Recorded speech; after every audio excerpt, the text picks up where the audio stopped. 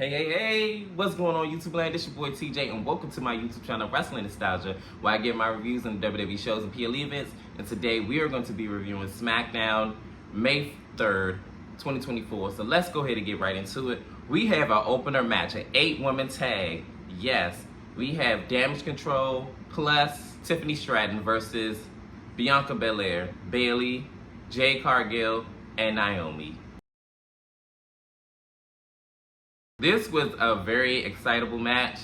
I was like, how are Bayley and Bianca Belair gonna tag up? Like, how's this gonna work out? But hey, it is what it is. In the beginning, it started with Naomi and Kairi Sane. Bianca Belair ends up getting the tag, and then she does her thing. And then this is when Bayley tags in, and you could tell it's still tension between them two. During the commercial break, the tides have switched, and now Damage Control are firm control of Bayley, and they were turning her every which way but loose. And then finally, Bayley had ended up tagging Jade Cargill. But before I get to that, she was about to tag or thought about tagging Bianca Belair, but those two, again, like I said, you could tell they still have like underlying tension. So she ends up tagging Jade Cargill because they still, have friction. So Jade runs wild, she does her thing, and then Jade tags in Bianca Belair, and then she runs wild. Everything is just chaotic. Everybody hitting their big moves. Bianca Belair finally hits her KOD, and 1, 2, 3, Bianca Belair scores a win for her team of Jade Cargill, Naomi, Bayley, and Bianca Belair. In this segment, it is A-Town Down Under. And they said that they are blessing Leon France with the undefeated WWE Tag Team Champions. And this is when Grayson Waller says, "Oh, what's that smell?" So Austin Theory just started naming like a bunch of different stuff. And he was like, "No, not that. No, not that." He said, "No, I smell smoke." Because see, that's what Street Profits want. And that's what we going to give them. A-Town Down Under. So we're going to see if, they want that smoke later on tonight. In this next segment, it is an interview with Bianca Belair and Jade Cargill. The interviewer asks, "How confident are you going up against the women's tag team champions, the Kabuki Wars, for the titles?" So Jade Cargill says, "We are very confident." So this is when Bianca Belair chips in, and she says that she can't wait to be over and ready and be done with and get closure from Damage Control, because honestly, they've been coming at her whole career, and she can't wait to put them in the rear view. This is when she turns her attention to Bayley, because of course, she is the reason why Damage Control is here in WWE now. And she says, "I can't wait to be done with him. I can't wait to be done." And I was like, oh wow.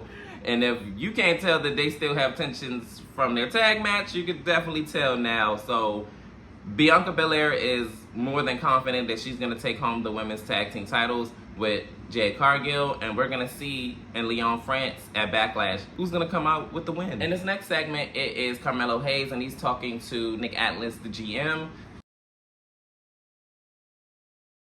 And Nick Atlas is tooting the praise of Carmelo Hayes, and he's telling him that he's proven himself worthy of being on SmackDown. And he says 2 things you got to do on SmackDown is show up and show out. So this is when Carmelo Hayes shoots his shot, because he don't miss. And he says that he wants to be in the King of the Ring tournament. So Nick Atlas said, "We could talk about that." So Carmelo Hayes says, "Yeah, let's talk about it." So Bobby Lashley comes in, and he says that if you need anything, any advice, or whatever the case may be, call me. So this is when Carmelo Hayes says, "Oh yeah, I got this. I was the first round in the draft pick. I went against the WWE champion. So yeah, thanks though." So this is when Bobby says, "About shooting those shots, you got to make them count. And when you went up against the WWE champion, you lost." This is when Carmelo says, "When the last time you shoot your shot?" And I was like, well, you haven't been WWE champion in quite a while, but Bobby Lashley said, "Hey, I'm going to give you this little piece of advice for free. You be careful who you disrespect around here." And then this is when he let him go ahead and go about his way. I'll be here for Carmelo Hayes versus Bobby Lashley feud, to be honest. I think that match was slap. In this next matchup, it is AOP versus New Catch Republic. This match started off like very back and forth-ish, but that was up until the commercial break. After the break, AOP kind of dominated majority of this match. I remember at one point of the match, Tyler Bates did an airplane spin on one of the members of AOP. That will always look so crazy. And then for him to be so big and then like he so small compared to him and he just spinning around and around with him on his back, it's just like wow to me.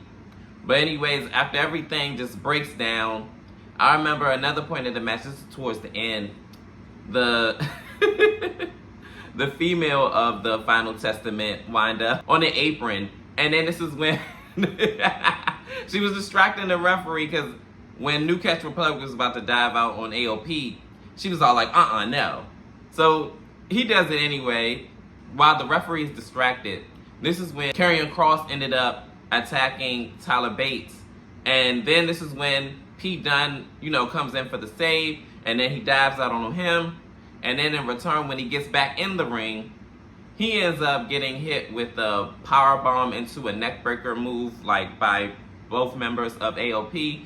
And 1, 2, 3, they win this match. I'm not gonna lie, I kind of felt like definitely since this is gonna be their last night on SmackDown, that New Catch Republic was gonna win this match, but AOP ended up winning this match. So this is AOP's last match here on SmackDown. We're gonna see them more on Raw, and we're gonna see what they're gonna bring. In this next segment, it is Paul Heyman talking to Nick Atlas, trying to basically pull Randy Orton and Kevin Owens from the tag team match at Backlash, which I don't understand. Why would he be trying to help Kevin Owens and Randy Orton if that's what he's trying to do? So Nick Atlas says no. And Paul Heyman is visibly upset by this, and he says, look, have the match, it doesn't matter, oh well. Nick Atlas says, oh, is those orders by Roman Reigns? So this is when he hits a bombshell and says that he haven't talked to Roman Reigns since WrestleMania. And I'm like, so who these orders are coming from? So then this is when he says, so you pulled Roman Reigns from the draft. So he says, I did, because I didn't want to ridicule him of bloodline mess that's going on and stuff like that. So, make a long story short, Nick Atlas says, well, if you want to pull Kevin Owens and Randy Orton from the match, how about you do it on the Kevin Owens show that's coming up next? Good luck with that, Paul. In this next segment, it is the KO show with Randy Orton and Kevin Owens, and they are ragging on Paul Heyman, calling him the biggest douchebag and trash in the world. And they tried to introduce Paul Heyman, but they didn't give him a chance. He comes out and says, hey, my name is Paul Heyman.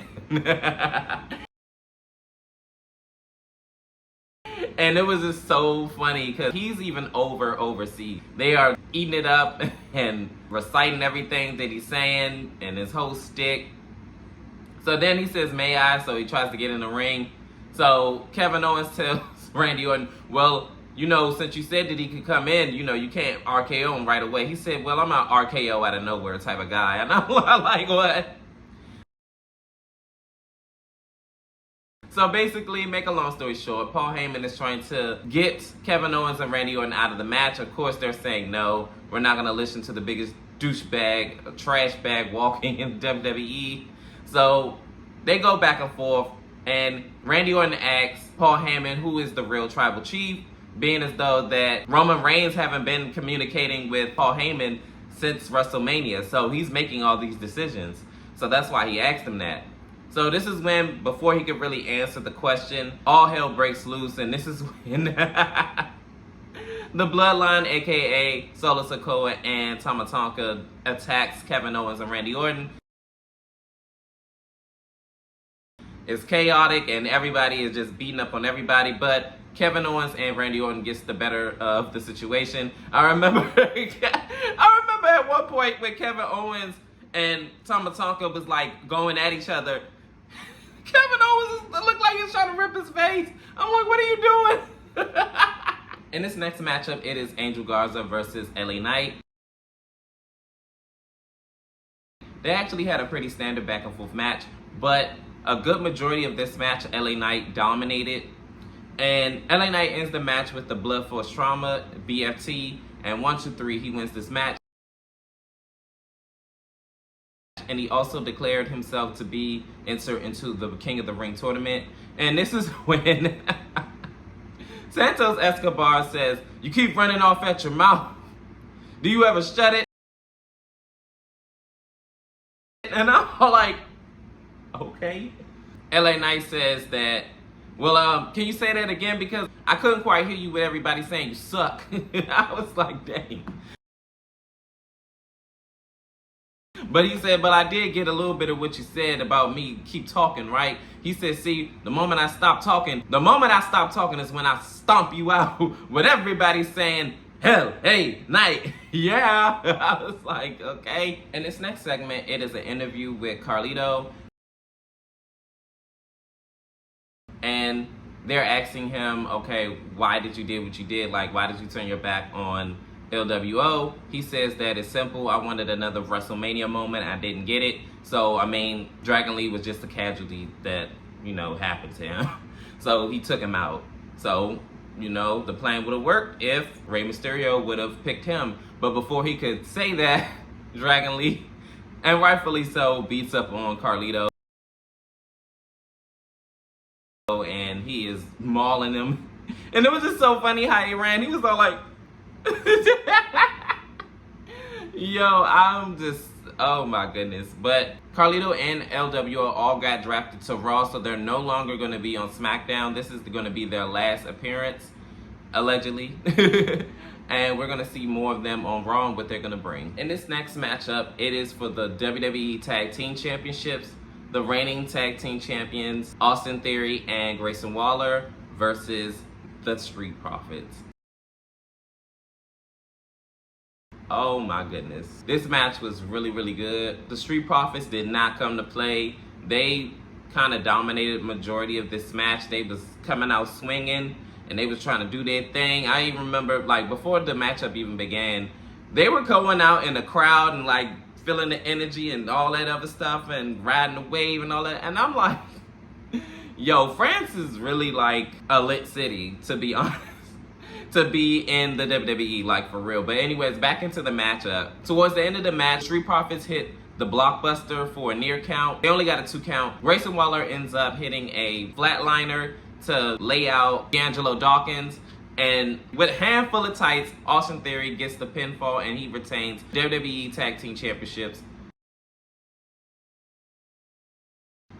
Oh my goodness, this match was really good. I hope this is not going to be the last time we see these 4 individuals fight each other. I'm pretty sure they're not. But we do have a very stacked tag team roster. For the main event, it is a face-off with AJ Styles and Cody Rhodes, the WWE Undisputed Champion. So, the fans are going wild and they're going crazy over Cody Rhodes. It seems like globally, like, this man is just over. It don't matter where he goes. He's getting a standing ovation, like, everywhere. He asked France, what do you guys want to talk about in French? AJ Styles says, I don't care what they want to talk about, you're in the ring with me. I don't think your focus is where it needs to be. So this is when Cody says, my focus is right where it needs to be. From Atlanta guy, you know what I'm saying? Like, I grew up watching you, da-da-da-da. So this is when AJ Styles, I guess he thought he was trying to insinuate that he was old. And he says that I'm still in my prime. And he says he wasn't trying to say that. So a lot of banter back and forth, and Cody Rhodes says that everybody probably said on paper that this is a dream match, and this is my first time having a one-on-one match with you, and this is my first title defense. But what I view it as my first, which is, you know, my first successful title defense. So he says it's going to be too sweet. So he does this whole thing or whatever, and I guess they supposed to do like this, but that doesn't happen. AJ Styles slaps him right in the face and walks right on out of that ring. She loves getting slapped. It's her favorite thing. The crazy part about it is it didn't even end right here. Solo Sikoa, Tama Tonka, and Randy Orton and KO actually ended this night brawling against each other. What's going on backstage? guys couldn't even wait 24 That hours. is tonight. How did you guys feel about SmackDown? I actually really enjoyed it, actually. I'm ready for Backlash, even though it comes on at 1 p.m. It is what it is. Comment down below. How did you feel about SmackDown? Did you like it? Did you love it? Could have been better? Didn't like it at all? Let me know. Sound off below. And help me grow my channel and all the other good stuff. Y'all already know how it goes. Like, share, and subscribe. And peace. TJ, I'm out.